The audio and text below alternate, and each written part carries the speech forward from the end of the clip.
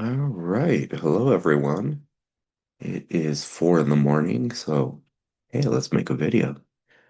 I want to go ahead and continue our discussion on how the rate formula works.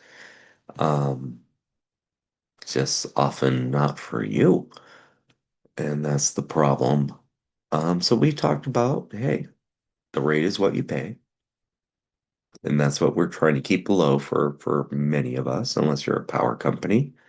And we talked last time about how the O is essentially everything spent and how that increases your rate and how that's manipulated to make sure that you end up paying more. So we're going to go on to this V minus D portion. And so just for those parents out there that have to help your children with math, whenever we put something in parentheses, we call that a quantity. So we're going to talk about the quantity of V minus D. Now take a look first, though, that it's everything we spent plus the quantity of V minus D. So we're at the point of the formula where we're just increasing your rate. All right, so what does the V stand for? So V is for all the verified projects. Your things that the power company is doing to make delivery of service better. So it's the infrastructure, it's the expensive stuff that's going on. Now, notice how I didn't say it was spending money well. Notice how I didn't say that it was spending money to benefit you. That's a completely different thing. This is spending money on capital projects to raise your rate. So that's what that is. Now, what they do is say, there's some fairness to that. If I spend $10 million, I should make back that $10 million. That seems fair. But again, it's not making good choices and getting rewarded on that. It's spending the money and then saying, hey, now you owe me. Wouldn't that be great that if you could do that too? Now, minus D, and we talked about depreciation before. So we spend on what we call in accounting a capital project. So let's just say a building, minus because every year we get to depreciate something, so lower the value, but as a business, we get to recapture that value against our taxes, so lowering our tax expenditure. So there's some ways to manipulate this in an accounting fashion, and we kind of do it. Even for smaller clients, we'll still do the same thing. So let's just assume, and let's try to keep the numbers easy, and I'm always going to pick the wrong number. Let's say we spent 9 billion million. We're going to keep it small though. We're just going to say nine. We spent $9 on an infrastructure project, on a capital project. So something big, right?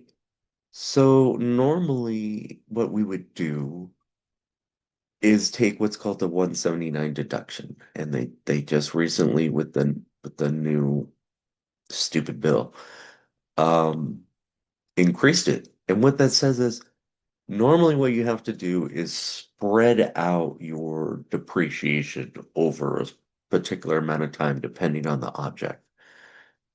What the 179 does is it says, no, no, no, no, let's just go ahead and take that all up front. So we spent nine. We're going to recover nine. No, we're going to recover nine, not one. I don't think this smart pen is as smart as its or user error. So what's nine minus nine? I know you got this one. That's right, that's zero. So if they take the 179 deduction, which most people are looking to do, or most businesses are looking to do, that would equal zero. That means that's $0 applied to your rate increase. Now they're still going to recapture that $9. They're going to get it back and be able to apply that to reduce their tax liability. But wait, normally on a capital expenditure, we would normally depreciate that over 30 years. So we still have that same $9. And either way, either method, the power company is getting their money back. And being such large entities, they have the ability to hold off on capturing that depreciation all at once because they have large cash reserve. Even though they're screaming poverty, they're okay. So now we're going to subtract some. But instead of taking that 179 depreciation all at once and not raising your tax rate, what the power company can do is go ahead and say, hey, we're going to spread out that depreciation over 30 years. So I made this mistake during a trial run, so I'm actually going to use a calculator.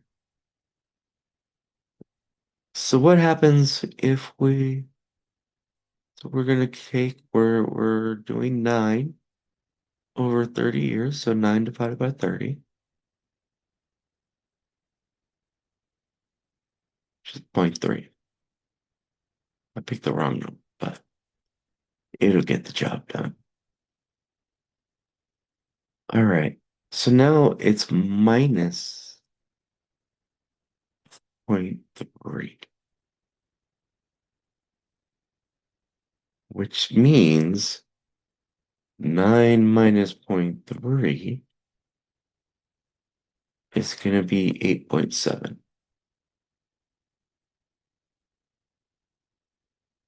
which means that's how much they're going to get to raise your rates is 8.7. Well, I shouldn't use the smart thing, should I? Especially when the person using it isn't that smart. So now by going ahead and spreading things over 30 years, you're going to get 30. Why is that even an option to make that disappear? You're going to get 8.7 per year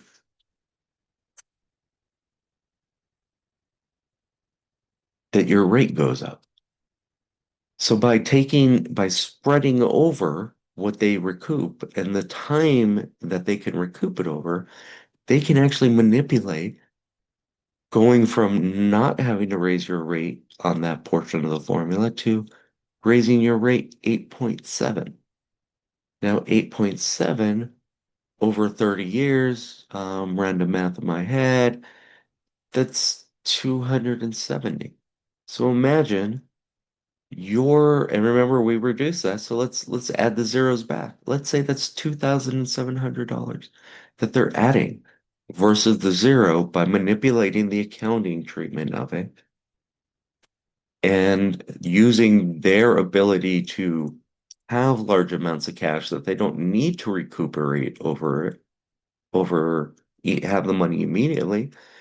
And again, remember, they're also taking this to lower their tax liability. So they're getting their taxes reduced more over time. They're paying slowly, but they're also using that manipulation to raise your rate on your electricity.